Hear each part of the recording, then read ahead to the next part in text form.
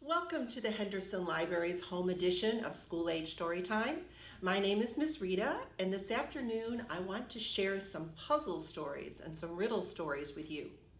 When you watch our videos online, you're going to see so many wonderful books that you can check out at the Henderson Libraries or read online. But today I'm going to share some stories that were told long before there were books. Because long before there were books, long before people could even write their name, they used their voice and their heart to tell stories. And some of the oldest stories in the world are riddle stories or puzzle stories. And we're going to start our first story today, which is called Which Flower? Now, when you see flowers growing outside, you can smell them, you can feel them, you can look at them, and you can tell which flower is a real flower as opposed to a paper flower or a silk flower. You just know which one is real.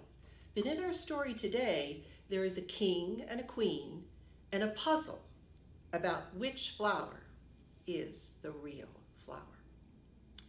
There was once a king who was very wise. In fact, all of his subjects thought he was the wisest ruler in all the world. In a neighboring kingdom, there lived a queen, and all of her subjects thought indeed she was the wisest ruler in all the world. The queen decided to have a contest. She wanted to invite the king to see if he was really as wise as people had said. So she brought the king into her palace, and she filled a room with flowers, thousands of flowers. The flowers all looked the same. The flowers all felt the same. And with the magic of perfume, the flowers all smelled the same. And she said to the king, "Your Majesty, I have heard that you are very wise. If you are as wise as people say, I'm sure you can tell which of these flowers is real." Well, the king looked at all the flowers. They all looked the same. He felt all the flowers. They all felt the same. And he smelled all the flowers. And they all smelled the same. Which one was real? Finally, the king said to the queen, "Your Majesty, it's rather warm in here." "It is warm. Could we open a window?" "Of course," said the queen. And she had one of her servants open the palace window, and within 1 minute, the king knew which flower was indeed the real flower. Now, this is the riddle of this story. How could the king know just by opening a window which was the real flower? Now, if you want to figure out this riddle, stop your video right now, talk to your friends or your family, whoever you're watching with, and see if you can decide, how did the king know which flower was real? Now, I don't know what you decided, and what happened in your story could have been a true story, but I'm going to tell you what happened in this story that was told to me. For you see, when the window was opened, a bee flew in, and a bee was looking for nectar, and that bee would only land on a real flower. And so the king was wise, and he indeed did. He picked the real flower. And you know what? The queen was so impressed, she invited him to stay to dinner. And they became friends, and they ruled alongside for many years. And some people have even told me, I don't know if this is true or not, but some people have told me that the king and the queen married, and they merged their kingdoms together, and they ruled wisely for the rest of their lives. And I know as you listen to stories, you're very wise as well. I have another riddle for you. This story is called The Three Princes. It's a little hard to say. There's Prince 1, Prince 2, and Prince 3. So if you just think, Prince 1 is the oldest, Prince 2 is the middle prince, and Prince 3 is the youngest. And this is their riddle story.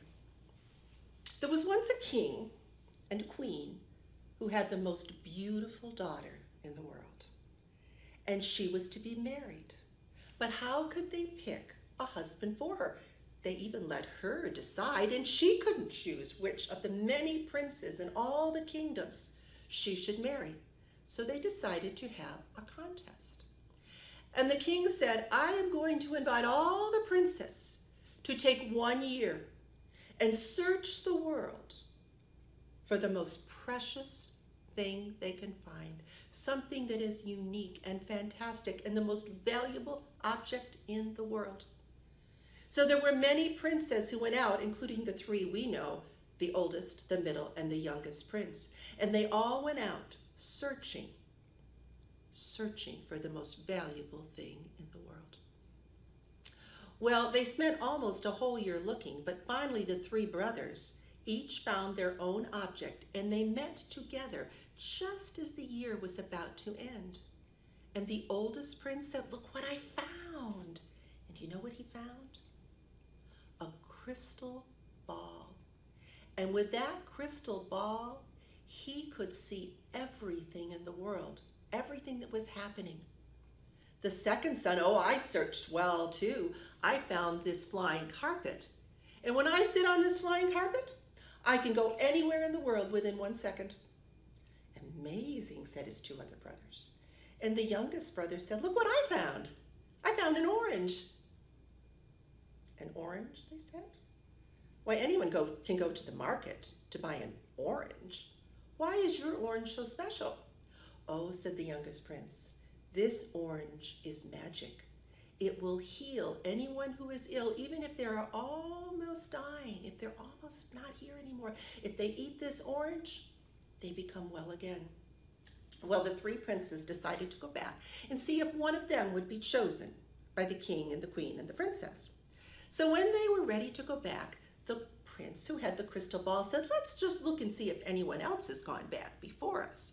And he looked into his crystal ball and he saw the palace. And what he saw disturbed him. For there in the palace was the princess.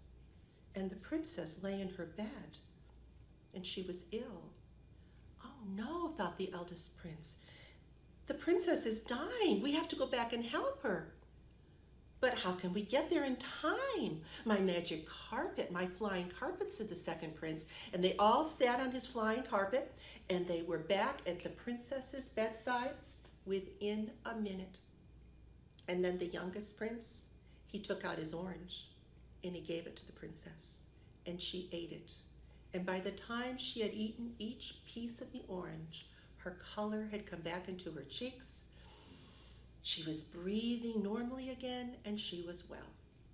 Now, my friends, the riddle of this story is, who will the princess marry? If the prince with the crystal ball had not seen her ill, they would never have known it was a rush to get back. And if the prince with the flying carpet had not had it, they couldn't have been there that quickly. And again, if the prince with the orange had not fed it to the princess, she would have died. But he wouldn't have been there without the flying carpet or the crystal ball. Which prince should she choose? Why don't you take a minute and think about this story? This story from the Middle East has been told for thousands of years. It's a story about friendship, a story about justice, and a story about doing your best. Which prince did she choose? Did you make a choice? Which prince would you choose? Well, your story is your own. But in the story I was told, she chose the youngest prince, the one who gave her the orange. And this is why she decided to marry him.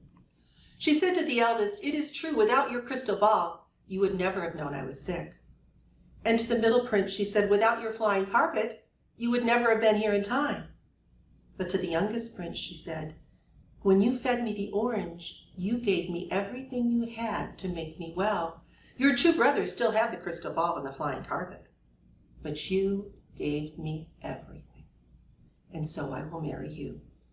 And they married and lived a long and happy life. And as for the 2 brothers, they each found a very kind and a very smart princess to marry. But they always said, the best gift of all is when you give everything you have. And that's the story of the 3 princes. And it's from the Middle East. And our last story today is also a riddle story, and it's from Ethiopia, from Africa. And it's called The Cleverest Son. We've shared 2 stories previously. If you can remember them, we knew which one did we start with. Remember the flower? Which flower was the real flower? In our second story, we had to decide which prince was the one who should marry the princess. And in our last story, we're going to choose the cleverest son. And there are 3 sons in this story, just like there were 3 princes in the last story. This story is from Ethiopia, and it goes something like this. There was once a farmer who had 3 sons. They were each hardworking, they were loyal, they never caused one bit of trouble. But when the father, the farmer, was near the end of his life, he knew he had to give his farm to one of his 3 sons. But who would he choose? They were each loyal and honest and hardworking, and they never caused him a bit of trouble. So the farmer decided to have a contest. He gave them each 1 gold coin, and he gave them a task, just like in our last story. He said, go out into the market and buy whatever you want today with your gold coin. But what you buy, when you bring it back, it must fill this entire room. Well, the first son went out, the eldest, and he searched and he bought a wagon filled with straw. He was sure it would fill the room. The second son, he searched until noon, and he bought 2 wagons full of feathers. And then the last son, the youngest, he searched until almost sundown, and he bought 2 objects that he put in his pockets and took home. That night, when it grew dark, the farmer invited his 3 sons into the living room of their home and said, which one of you can fill the room? Well, the first son, you remember what he bought? Right, straw. And he laid the straw out and it covered the whole floor, but it only came up to about everyone's waist.